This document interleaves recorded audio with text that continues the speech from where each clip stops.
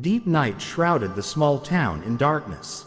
The streets were deserted, and the wind whispered its unknown stories, dispersing the last leaves of fall. A small house on the edge of town looked forgotten by time.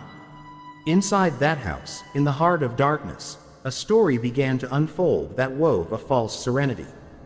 The evening began for Emily Martins with the usual routine. She tucked her little daughter, Alice, into bed, kissed her on the forehead, and went out into the hallway.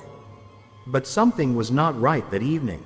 Black shadows slowly crept across the walls, creating the haunting of an invisible spectator. Emily decided to ignore her worries and went about her routine. However, every time she passed the mirror, she felt like something was moving in its reflection. The hairs on her arms stood up, but she decided she was tired and strained her imagination. As the clock struck midnight, Emily began to hear strange noises. Quiet footsteps in the kitchen, the whisper of the wind carrying something indistinct.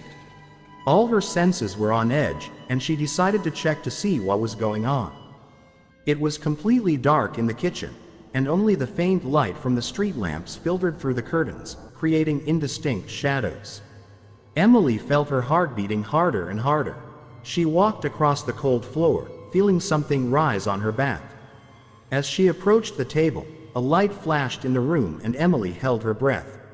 On the table lay an ancient book with mysterious symbols on the cover.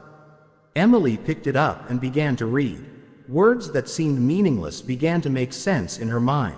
The book told of an ancient ritual that could only be performed on the night of a special eclipse, when worlds become thin and portals between them open. Emily felt her consciousness being consumed by something greater than she could have imagined. The room began to slowly spin, and she realized she was part of something terrible. Everything around her distorted, as if reality itself was being pulled in different directions. In the blink of an eye, Emily found herself in another world. The sky burned purple, and trees that looked like distorted shadows sloped to the ground. The whispers she had heard earlier became ominous voices stretching out of the darkness. She realized she had awakened an ancient evil, and now it was free. Through the portal, Emily could see her home, but now it was imbued with an atmosphere of nightmare. Shadows that had become reality roamed her home, and sinister figures flickered in the dark corners. It became clear to her that she had not just opened a portal, but had brought entities into her world that were better off forgotten. Emily rushed toward the portal, but a shadow intercepted her. Voices began to scream, and darkness consumed her consciousness. When she woke up, she found herself in her bed. It was bright and the city was waking up to a new day.